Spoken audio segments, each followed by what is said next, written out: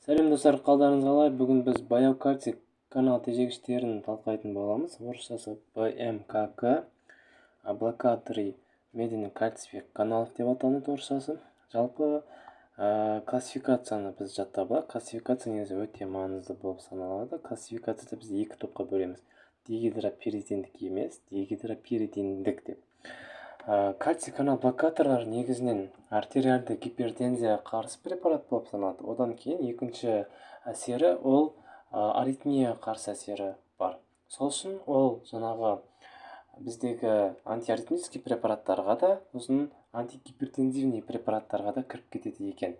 Енді фенилкаламиндер дегидропиридиндік емес топқа бізге фенилкаламиндер мен бензодиазепиндер жатады. Бұл жердегі екі әйгілі препарат верапамил, дилтиазем деген препарат, ал дегидропиридиндікке нимадипин мен амлодипин. Қазір енді олардың айырмашылығын түсінесіздер. Тағы да бізде енді қосымша классификация бар.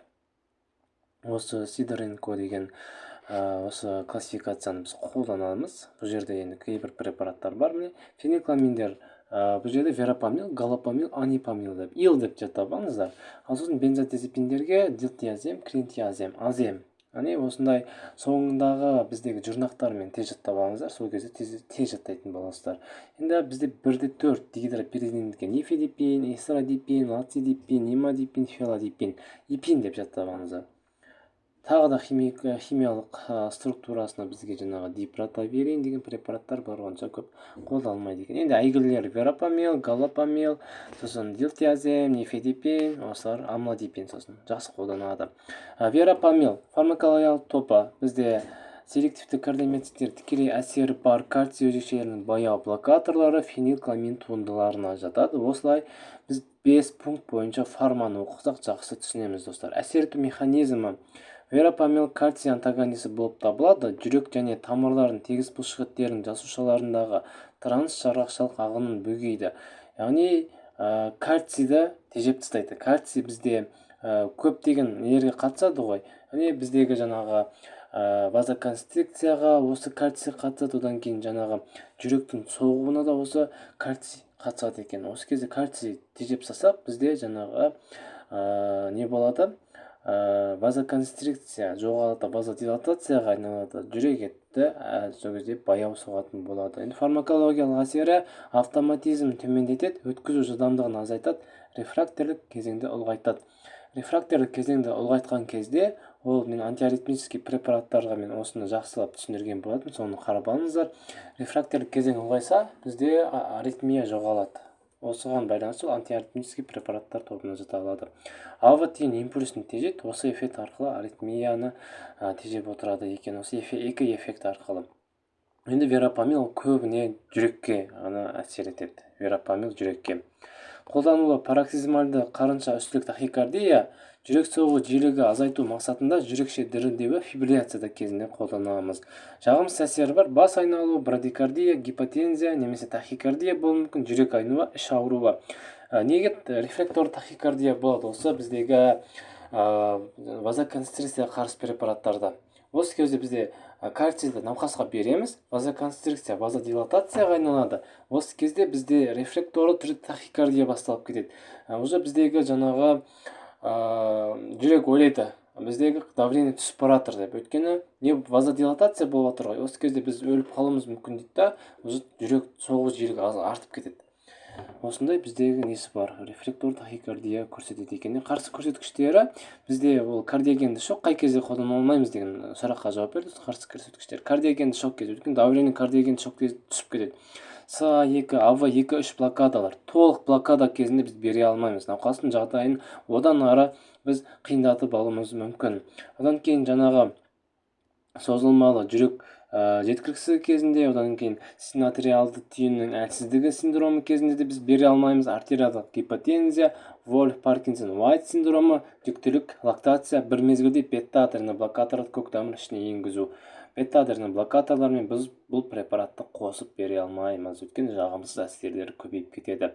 Екінші препарат дилтиазем деген препарат фармакологиялық тобы кальций каналдарының селективті блокаторлары. Әсер ету механизмі антиангинальды, яғни оттегіні бізге жүрекке оттегіні келуін жақсартатын препарат.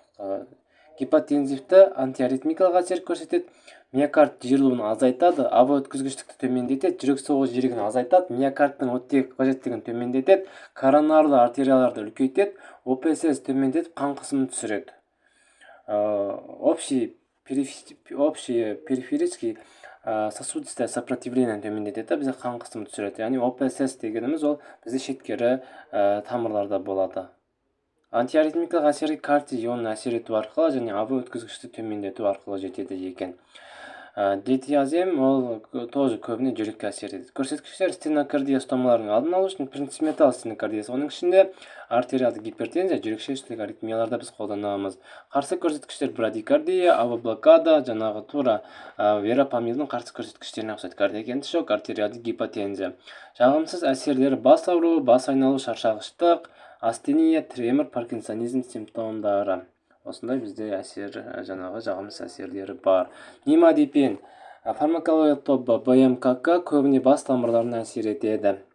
Ипин, амлодипин, нимадипин, осы ипин деген топтар бізде көбіне шеткер тамырларға әсер етеді. Осы кезде ол артериалды гипертензия, сосын жаңағы тамыр аурулары кезінде қолданамыз. Енді мына верапамил мен дилтиаземді біз жаңағы не кезде бере алмай, олар көбіне жүрекке әсер ететін препараттар болып есептенеді. Фармакологиялық әсер церебра вазодилатациялық және ишемияға қарсы әсер көрсетеді, гептан жақсы өтеді. Геп деген ол бізде гематоэнцефалдық барьер, содан жақсы өтеді. Сол кезде липофильдігінің арқасында солай басқа әсер етеді. Мүлдем жүректің өткізгіштік автоматизміне әсер етпейді, ол только бастың тамырларына әсер етеді. Көрсеткіштері бас артерияларының ишемиясы, профилактикасы үшін. Жағымсыз әсерлері тері қышуы, жаңағы сып, қан қысымы түседі, брадикардия немесе тахикардия болуы мүмкін, құсу, диарея, ауыз құрғауы, агранулоцитоз. Осындай жағымсыз әсерлері бар. Қарсы көрсеткіштер бауыр жеткіліксіздігі, жүктілік лактация периоды кезінде рифампицинмен қосып беруге болмайды. Өйткені ол рифампицин деген туберкулезге қарсы препарат. Осы кезде жаңағы жағымсыз әсерлері көбейіп кетеді. Достар, міне осы сіздерге тапсырма, осы верапамил, дилтиаземнен, нимадипиннен басқа препарат, амлодипин мен нифедипин деген препаратқа 5 пункт бойынша конспектті жазу. Достар, менің инстаграм каналыма да тіркеліп алыңыздар, доктор Усабаев. Инстаграм каналымда мен осы промокод арқылы, БМКК промокод арқылы келген студентке мен 50% фармакология курсын скидкамен беретін боламын. Достар, менің YouTube каналыма тіркеліп, қазақша контентті барынша қолдап кетейік. Көп рахмет, достар.